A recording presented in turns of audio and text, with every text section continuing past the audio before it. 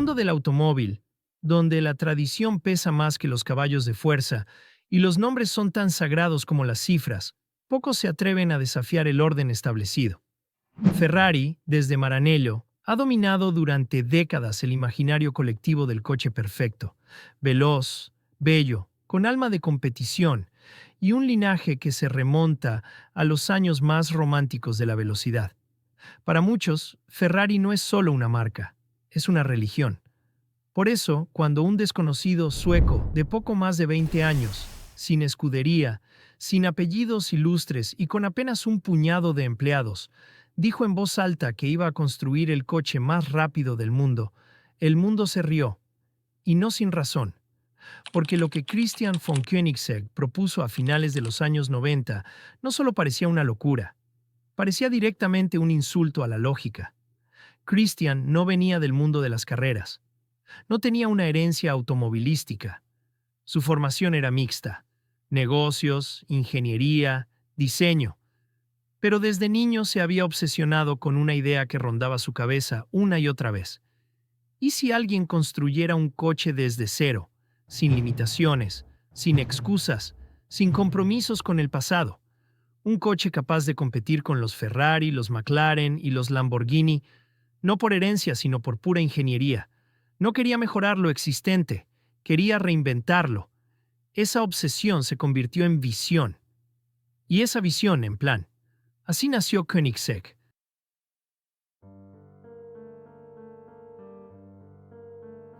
La empresa comenzó en un almacén en Ängelholm, Suecia, un lugar más conocido por sus inviernos que por su automoción. Allí, rodeado de bosque y niebla, Christian reunió a un equipo diminuto. Menos de 10 personas, entre ingenieros jóvenes, técnicos ambiciosos y artesanos con nervios de acero. No tenían túneles de viento, no tenían bancos de pruebas, no tenían motores propios, pero sí una idea clara: construir algo que no existiera. Y no solo construirlo, sino hacerlo mejor que nadie. Más rápido, más ligero, más inteligente. El primer prototipo, el Koenigsegg CC, fue el resultado de años de prueba y error, de noches sin dormir, de cálculos hechos a mano y piezas ensambladas con más fe que recursos. El coche tenía algo que nadie esperaba: alma, y una silueta que parecía esculpida por el viento mismo. El 200 debutó a nivel internacional y sorprendió a todos, no solo por su diseño radical o sus puertas en forma de hélice, sino por su rendimiento. El coche, con un V8 sobrealimentado y un chasis de fibra de carbono moldeado en una sola pieza, era tan rápido como los mejores del mundo. Pero lo que más desconcertó a la prensa fue otra cosa: que ese coche no venía de Alemania ni de Italia, sino de una pequeña empresa sueca, con menos de una docena de trabajadores. Aún así, Christian no se dejó cegar por los elogios. Sabía que el mundo del automóvil no se impresiona con prototipos, solo con hechos. Y por eso, lo siguiente sería aún más ambicioso: la producción en serie. El salto de la idea al producto. El verdadero desafío.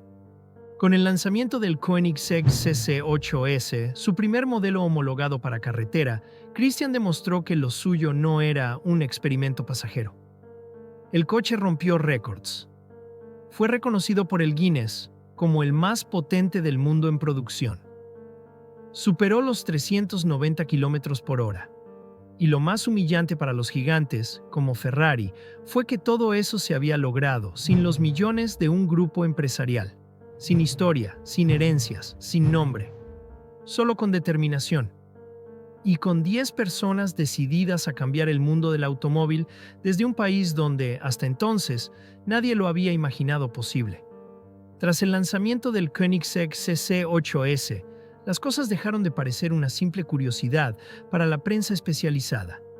Lo que hasta entonces había sido visto como un experimento exótico desde las tierras frías del norte, empezó a convertirse en una amenaza real para las grandes marcas. El coche no solo era potente, era funcional, legal para carretera y brutalmente rápido. Y sobre todo, era diferente. Koenigsegg no imitaba a nadie. No había una herencia que respetar ni un estilo que continuar. Cada decisión partía de la ingeniería más pura, sin miedo a romper las reglas. Mientras Ferrari y otras marcas perfeccionaban la tradición, Koenigsegg la ignoraba, iba por libre. Y lo hacía con una confianza que descolocaba incluso a sus críticos. Christian sabía que no bastaba con ser rápido. El coche más rápido del mundo de poco sirve si no es confiable, si no puede circular en carretera o si no es seguro. Así que el equipo, que seguía siendo minúsculo, empezó a desarrollar tecnologías propias. En vez de comprar motores a proveedores externos, comenzaron a diseñar los suyos. Las cajas de cambio no eran adaptaciones de otras marcas, eran construidas a medida. El chasis, la aerodinámica, la electrónica, todo, absolutamente todo, era desarrollado internamente. Ferrari, por tradición, dependía de décadas de conocimiento acumulado, pero también de estructuras rígidas, cadenas de decisión complejas y compromisos con una imagen de marca que no podía permitirse salirse de su guión. Koenigsegg, en cambio, era ágil, improvisaba, cambiaba sobre la marcha, y cada nuevo modelo que lanzaban era un salto tecnológico, no una evolución estética. En 2004 llegó el CCR, y con él, el primer golpe directo a los récords de velocidad. En el circuito de pruebas de Nardò, en Italia, el CCR alcanzó los 388 km por hora, convirtiéndose oficialmente en el coche de producción más rápido del planeta. Durante un tiempo, superó incluso al mítico McLaren F1. Y aunque poco después Bugatti lo superaría con el Veyron, el mensaje ya estaba claro. Koenigsegg no solo era un fabricante serio, era un contendiente de primera línea. Ferrari no tenía en su catálogo ningún coche que pudiera rivalizar directamente con esas cifras. El Enzo era una bestia de circuito, sí, pero quedaba por detrás en velocidad máxima, en innovación de materiales, en eficiencia estructural. Y eso escocía. Pero quizás lo más asombroso no eran las cifras, sino cómo las lograban. Con un equipo aún pequeño, con recursos limitados y fabricando casi todo de forma artesanal, el ritmo de innovación de Koenigsegg era más parecido al de una empresa tecnológica que al de un fabricante de automóviles tradicional. En vez de repetir fórmulas ganadoras, lo cuestionaban todo. Fue Koenigsegg quien introdujo el uso extensivo del monocasco de fibra de carbono integrado. Fue Koenigsegg quien empezó a desarrollar motores preparados para biocombustibles de alto rendimiento. Fue Koenigsegg quien diseñó sistemas de apertura de puertas únicos, suspensión activa personalizada, frenos ultraligeros y transmisiones patentadas. Todo sin una red de cientos de ingenieros. Sin una marca detrás, solo con una idea: ser los mejores del mundo, sin importar cuántos se necesitaran para lograrlo. Mientras Ferrari vivía bajo el peso de su legado, Koenigsegg vivía para romper el suyo antes de que siquiera existiera. Cada coche nuevo que salía de Ängelholm era una declaración de principios, una amenaza al statu quo y, sin decirlo, una humillación silenciosa a todas las marcas que llevaban décadas repitiendo fórmulas sin atreverse a reinventarlas. La guerra estaba declarada. Y el enemigo más temido de Maranello ya no era alemán, ni británico, ni japonés. Era un sueco flaco, obstinado, obsesionado y peligrosamente eficaz. Para entonces, la industria del automóvil ya no podía seguir mirando hacia otro lado. Lo que había comenzado como una rareza nórdica, como un proyecto romántico e imposible de un soñador con dinero y una libreta llena de bocetos, se había convertido en una amenaza real, visible, medible. Los récords empezaban a acumularse. Los ingenieros de otras marcas comenzaban a observar los métodos de Koenigsegg con una mezcla de respeto y desconcierto. ¿Cómo podía una empresa tan pequeña avanzar tanto, tan rápido? ¿Cómo podía, sin una red global, sin el respaldo de un grupo multinacional, sin décadas de experiencia, dejar atrás en tecnología pura a marcas que se consideraban la cumbre de la excelencia? La respuesta estaba en su filosofía. Mientras Ferrari invertía en carreras, imagen de marca, colaboraciones con diseñadores, moda, eventos y exclusividad asociada a la herencia, Koenigsegg canalizaba cada euro en innovación. Christian era obsesivo hasta el extremo. No había una sola pieza en sus coches que no fuese cuestionada. Desde el diseño del retrovisor hasta la manera en que el aire fluía por los conductos internos del chasis. Cada tornillo, cada unión, cada gramo era analizado como si fuera una misión espacial. Su forma de pensar no era la de un fabricante de coches, sino la de un científico, un ingeniero con vocación artística, alguien que no dormía hasta que la solución fuera tan perfecta como imposible de mejorar. Y eso se reflejó con claridad en el Koenigsegg Agera RS. Aquel coche fue el golpe más directo que Ferrari recibió en su historia moderna. No solo por lo que representaba, sino por lo que logró. El Agera RS era una máquina construida no para vender camisetas o impresionar en salones, sino para romper barreras. Equipado con un motor V8 biturbo de fabricación propia, una caja de cambios única y una aerodinámica que se ajustaba dinámicamente, este coche no solo era rápido, era absolutamente imbatible. En 2017, el Agera RS rompió el récord de velocidad para coches de producción en carretera.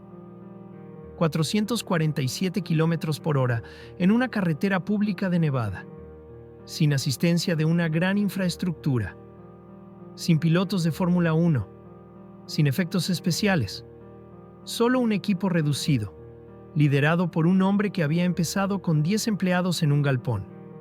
Ferrari no tenía respuesta. Su LaFerrari, aunque tecnológicamente avanzado, jamás fue concebido para ese tipo de hazañas. Estaba diseñado para ser una mezcla de belleza y potencia, pero también para satisfacer a una clientela selecta, adicta al mito. Koenigsegg, en cambio, no construía coches para un club cerrado. Construía máquinas para demostrar que la ingeniería pura, sin adornos, podía humillar a los más grandes. Y el Agera RS no solo los venció, los dejó sin argumentos. Porque no se trataba solo de velocidad. El coche era cómodo, era usable, tenía maletero, aire acondicionado y podía circular por cualquier calle. No era una bestia de circuito trasladada a la carretera. Era un coche de carretera que superaba a las bestias de circuito. Pero quizás lo más brillante, lo más cruelmente elegante de todo, fue que Koenigsegg nunca se posicionó como rival directo. Nunca necesitó compararse. Nunca buscó eclipsar a Ferrari con arrogancia. Simplemente siguió su camino, paso a paso, innovación tras innovación, hasta que un día se encontró por delante. Y cuando el mundo se dio cuenta, Ferrari ya no podía alcanzarlo. Porque mientras ellos defendían su legado, Koenigsegg estaba creando el suyo, en tiempo real, con precisión quirúrgica y una obsesión que rozaba lo inhumano. El mundo del automóvil está lleno de historias sobre velocidad, poder y pasión. Pero pocas veces aparece una figura que, sin la herencia de un apellido, sin escudería de carreras, sin millones heredados ni campañas de marketing global, logre romper el sistema desde dentro. Christian von Koenigsegg no necesitó carreras para ganarse el respeto. No necesitó anuncios ni embajadores de marca. Solo necesitó una visión, un pequeño grupo de ingenieros decididos y una paciencia que rozaba lo enfermizo. Con eso, y nada más, transformó su apellido en sinónimo de excelencia técnica, velocidad absoluta y respeto silencioso. Mientras Ferrari vende historia, Koenigsegg crea futuro.